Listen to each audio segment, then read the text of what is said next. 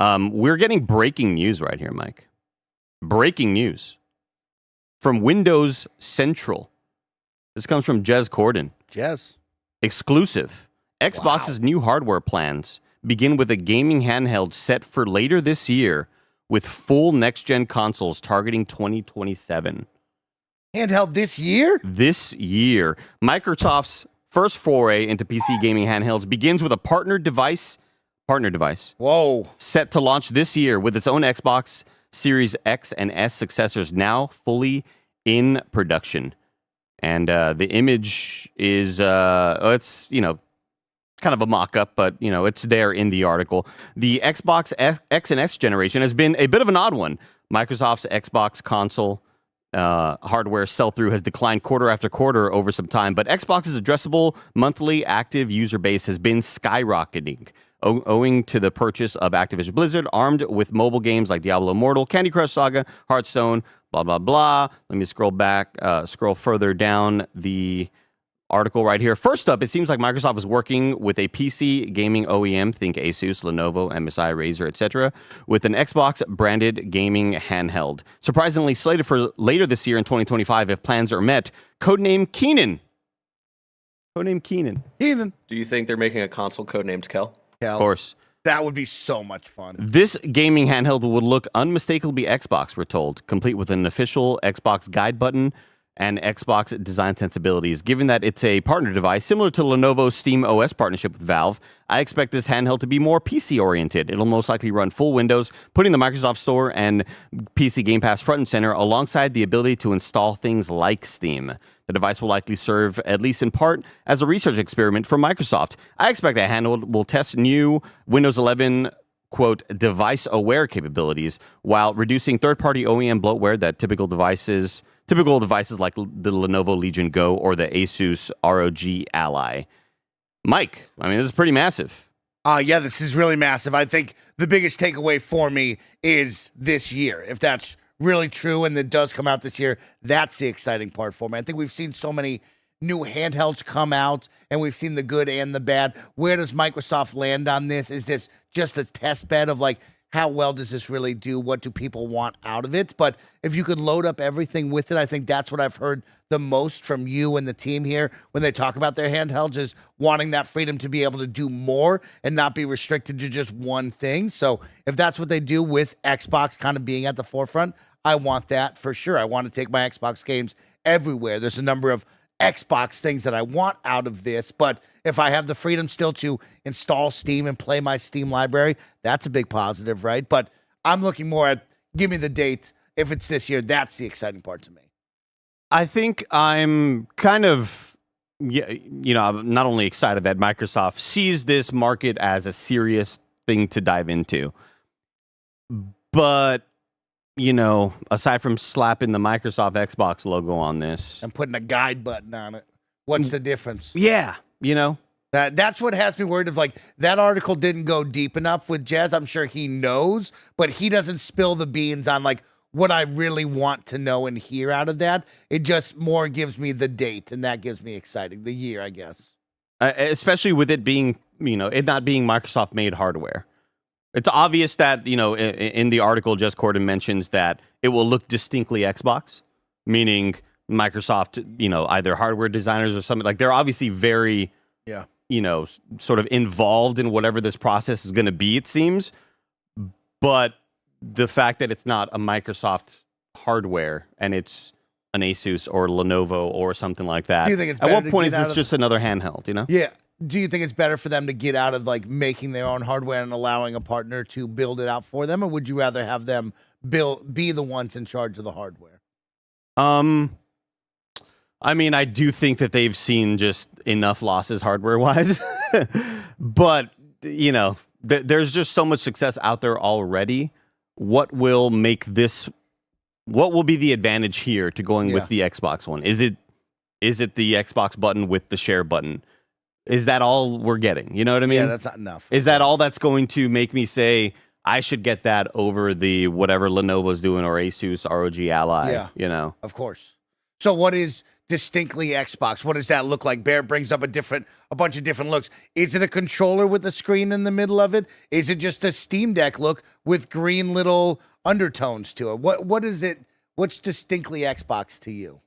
I mean, you're getting me kind of fired up because I'm just thinking of the little green color accents here and there. Of course. Yeah, I mean, there will definitely be green accents on it.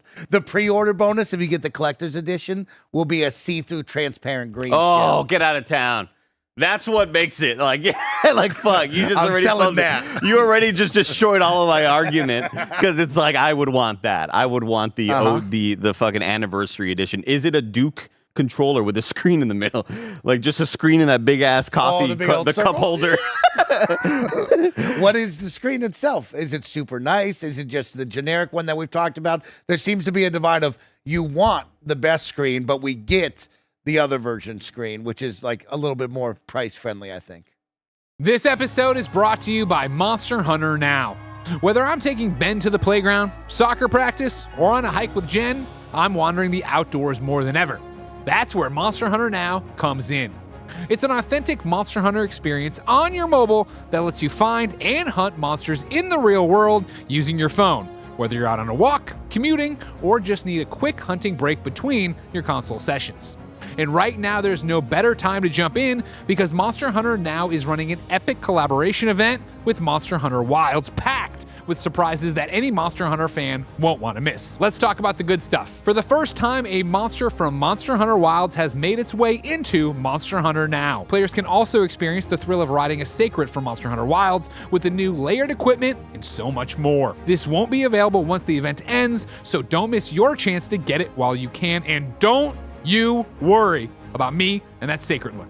I already unlocked it. But that's not all. By completing event quests, you'll unlock a special gift code that can be redeemed in Monster Hunter Wilds. These rewards will give you an early head start, making sure you're geared up and ready to take on the next big adventure. So if you haven't already, now's the perfect time to download Monster Hunter Now.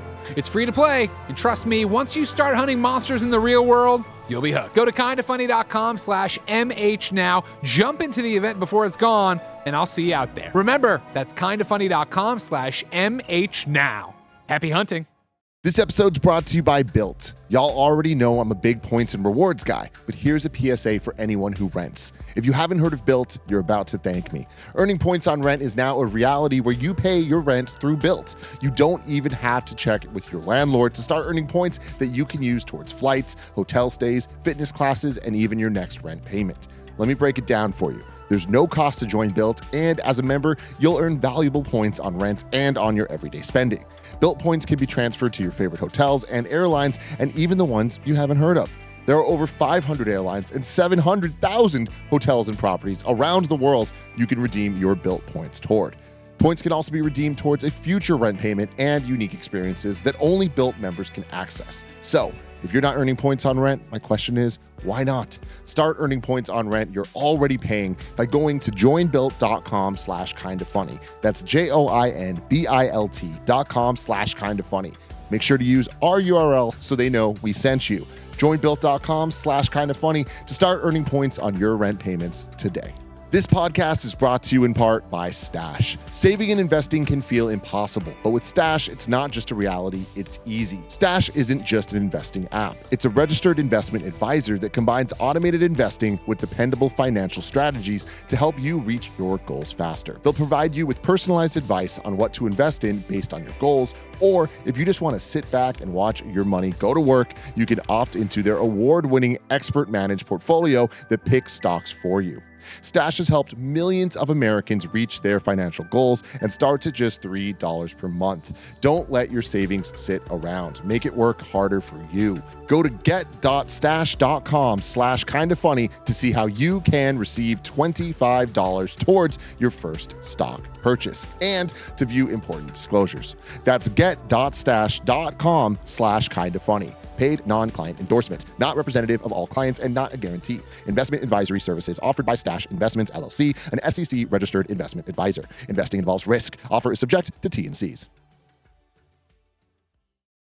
Damn. There's so many questions. There's a lot of questions of what you want, and we've asked this a bunch throughout the years. The Nintendo Switch that's just Xbox colored. I like that. That's fucking great. The article continues on a bit talking about the plurality of devices are on the way for Xbox fans, old and new. That their strategy is de-emphasize its own Xbox console audience as its main growth vector. However, which has put stresses on the brand. I've argued in previous editorials that Microsoft needs to bring its core audience along for the ride rather than leave them behind, and its hardware plans seem to be exactly doing that. I guess we're just getting more or some editorializing from You Jez also right said here. the next gen is in full production. They set up. Jez said For in that article as 2027, well. apparently. That's wild too.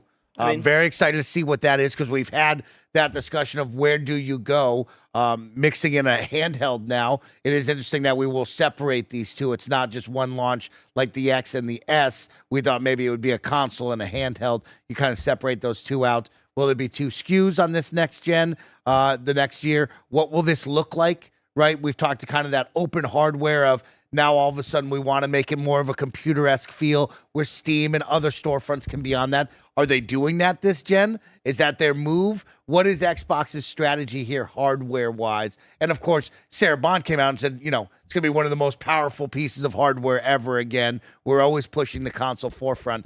So what are those numbers? What is that stat? Let me read this last paragraph right here. It says, it seems that the next-gen Xbox consoles will be closer to Windows than ever before, reducing the amount of work developers having to commit when porting from PC. I understand that they will continue to support backwards compatibility with legacy Xbox games too. However, Xbox president Sarah Bond previously announced a project team specifically designed to promote backwards and forwards compatibility for existing Xbox games to that end. Xbox lead Phil Spencer has teased in previous interviews a desire to support third-party storefronts on Xbox hardware too, including platforms like the Epic Game Store, GOG, itch.io, and even Steam itself. There's every reason to presume AI will have a role to play next gen, as well as Xbox cloud capabilities. Microsoft's new controllers have a direct-to-cloud connectivity, from what I've been told, and more intelligently, allow players to switch them between devices. It is also wild. I know you've brought it up before, and I see the chat talking about it, like the life cycle of this gen being, making it feel so different with the pandemic, right? And how we felt. It still feels like these consoles are still so new. Right. But they aren't really, but they are. And 5 years in, man. It feels wild of where we're currently at. And when I look at that box and go, man, that still feels new and it still looks great. I'm wowed that we're already on to the next one. It's pretty wild on that one. I mean, 7 years, even though our perception of time is kind of fucked and warped because of the pandemic, they're still going to keep on moving on. Yeah. Also, question for What the does both it bring? of y'all I'm excited. is, do you think it's a smart play for Xbox to be working on a handheld to release this year in the same year that the Nintendo Switch 2 is post release? Well, if this thing does come out later on in the year, I do think that they serve different audiences anyway. I think maybe this would be more of a questionable decision if Nintendo's handheld also played Steam and Was stuff doing like something that. like that. Yeah, yeah. But I think that they serve different audiences. I don't really think that they interfere a whole lot. I like Definitely more. of a Steam Deck I understand the competitor. different markets, different audience type of thing. I'm more wondering about the general people, especially with Xbox trying to be in everybody's home, everything's an Xbox, all this stuff. Like, do you think that this will be worth it for them by the end of the day? Does this get outside of just the hardcore Xbox fan? I think if anything, it shows larger audiences that, I think if anything, it could be helpful and beneficial to them. Because it's been so long since a Switch has come out, and Switch has always been such a insular, it only belongs in that league where it is, where it's you could play all of the games either handheld or docked. Yeah. And I think Nintendo Switch 2 refreshing the world and telling everybody that, hey, this is this new our brand new version of this console, it's still doing the same things. I think if Xbox were to do that later on in the year and say, hey, just like Nintendo, our thing does the same thing, because I think the larger audience, Barrett, maybe looks at the handheld market as a very niche thing. I think maybe the casual audience who sees people playing randomly playing like a Lenovo or an Asus or a Steam Deck on a plane looks at that and it's like, oh, that's just like a weird device that I've never heard of and probably never will hear of. Yeah. I think Xbox putting it on the main stage and saying, hey, all the casuals out there that love your Call of Duty and love playing Madden and FIFA and 2K, all of that will be available here if it's Microsoft with the messaging behind that, as opposed to just walking by a little standee at Best Buy. And maybe not even walking by a standee at Best Buy because, obviously physical stores are not doing quite as well as they used to be. I think that will really kind of elevate I guess just like the public's understanding of what these handhelds are capable of. They're not just that weird device that your gamer friend who collects everything plays his old, NFL Blitz on. This is something that is to be taken serious by everybody. But it also could just completely fail. Who knows? I'm excited for it as an Xbox fan who has the large library of Xbox games, right? And so I am looking for a number of things, having those games play natively on it, being able to download my library, right? I think those are hurdles that I haven't gotten over yet on the Steam Deck and other things of like getting all of that I want as an Xbox gamer onto that handheld has not been perfectly answered. There's been workarounds. There's been Game Pass that you can sometimes play on that, but nothing's been perfect yet on this front.